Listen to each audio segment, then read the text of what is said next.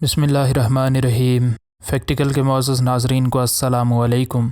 ناظرین محترم، Katy page نامی اس عورت کی شادی کو ابھی کچھ زیادہ عرصہ نہیں ہوا تھا کہ اس کی طلاق ہو گئی۔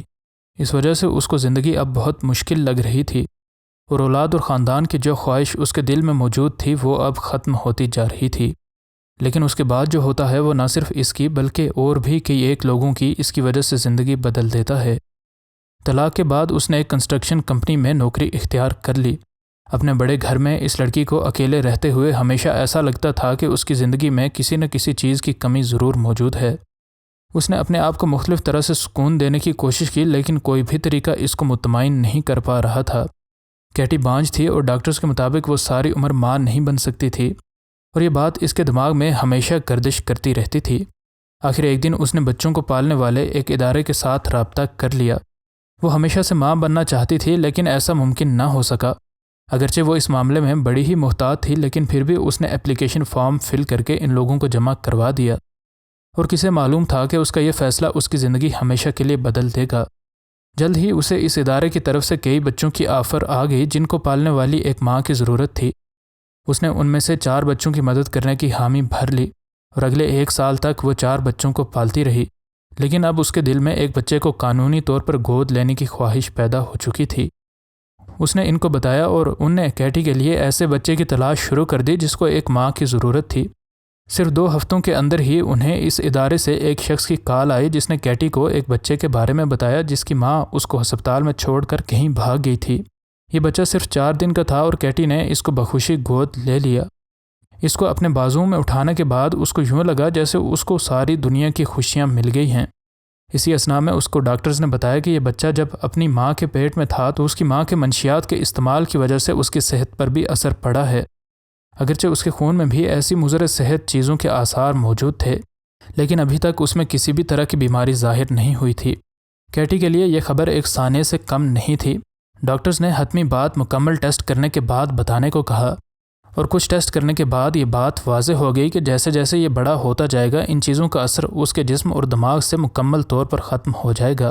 اب کیٹی کی خوشیاں ایک بار پھر سے واپس لوٹ آئی تھیں۔ کیٹی 1 سال تک اس کے ماں باپ کے نہ ملنے کے بعد اب اس کو قانونی طور پر گود لے چکی تھی اور اس کو نام بھی دے چکی تھی۔ اب اس کا بیٹا 18 ماہ کا ہو چکا تھا اور ابھی بھی اس کو یہ لگ رہا تھا کہ اس کی فیملی مکمل نہیں ہوئی، اس لیے اس نے ایک اور بچے کو گود لینے کی خواہش ظاہر کی۔ جلد ہی اس کو اس ادارے کی طرف سے مختلف آپشنز دیے جا چکے تھے۔ اسے ایک بچی کے بارے میں بتایا گیا جس کو ایک ماں کی اشد ضرورت تھی۔ اس کے دل میں فوراً سے یہ بات آئی کہ اسے ضرور اس بچے کو گود لینا چاہیے، لیکن کسے معلوم تھا کہ یہ فیصلہ نہ صرف کیٹی بلکہ اس کے بیٹے کی زندگی پر بھی بہت اثر انداز ہوگا۔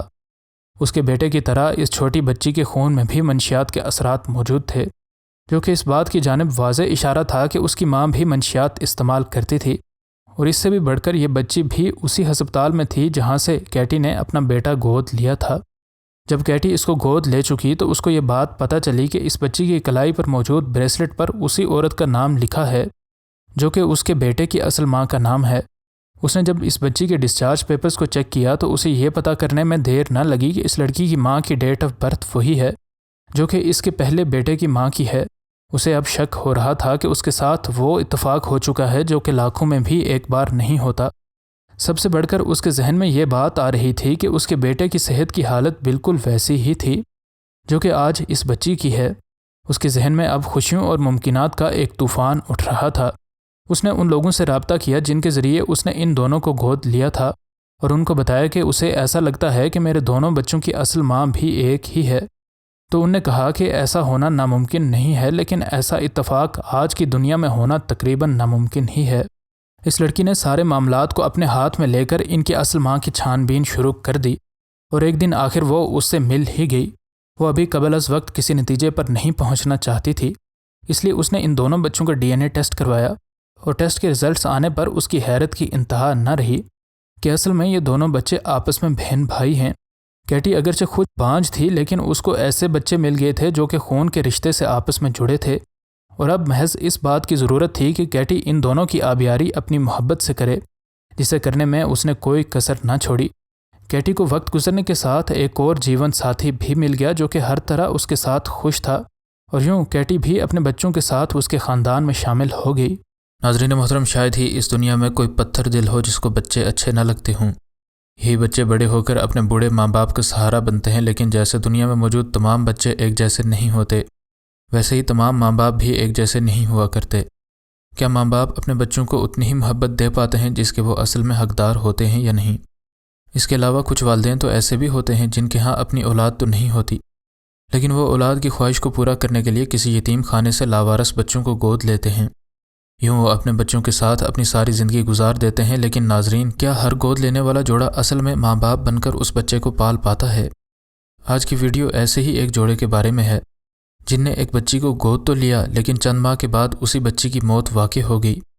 پولیس نے جب واقعے کی چھان بین کی تو جو سچائی سامنے آئی اسے جان کر یقیناً آپ بھی اپنے آنسو نہیں روک سکیں گے۔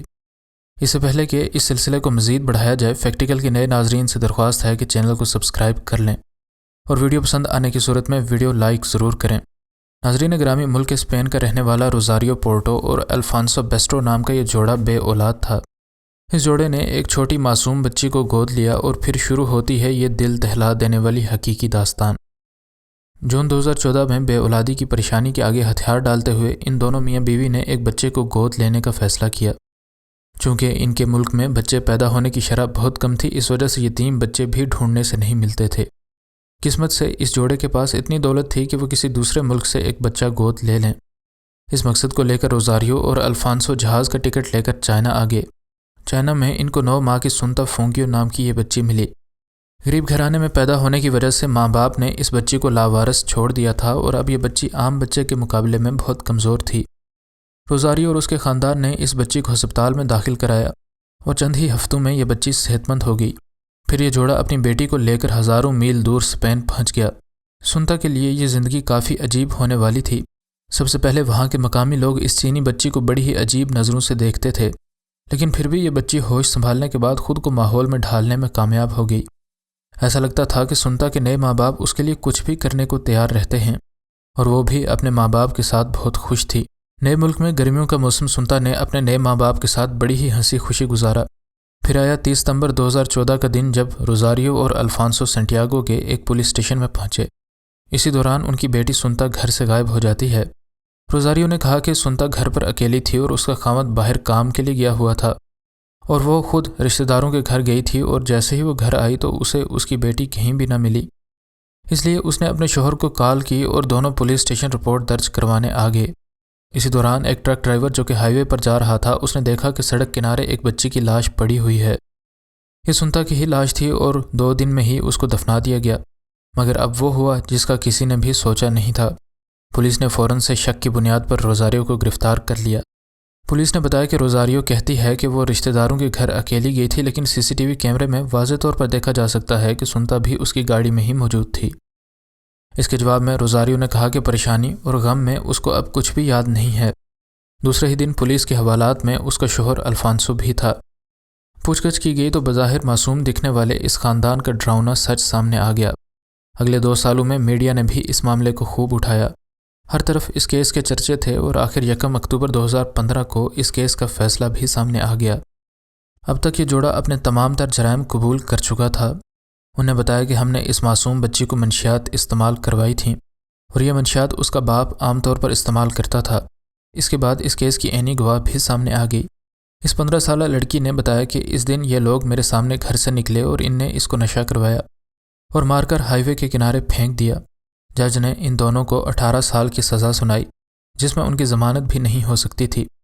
لیکن اصل سوال یہ تھا کہ ایک جوڑا اتنی دور سے ایک بچی کو کیوں گود لے کر آئے گا، اس کو محبت دے گا، اس پر خرچہ کرے گا اور بعد میں اس کو ایسے ہی بلا وجہ مار دے گا؟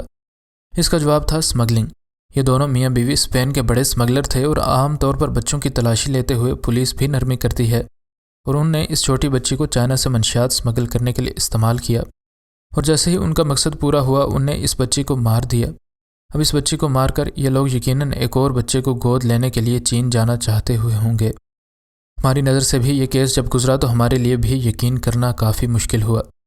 انسان کے روپ میں یہ جوڑا حیوان سے کم نہیں تھا۔ اسپین کی عدالت نے اپنے ملک کے قوانین کے مطابق 18 سال کی قید کی سزا سنائی، لیکن ہمارے خیال میں یہ سزا ان کے اس جرم کے مقابلے میں کافی کم ہے۔ آپ کا اس بارے میں کیا خیال ہے؟ کمنٹ باکس میں ضرور بتائیں۔ اور ایسے لوگوں کے ساتھ کیا سلوک کیا جانا چاہیے اس بارے میں بھی کمنٹ باکس میں اپنی رائے سے آگاہ کریں۔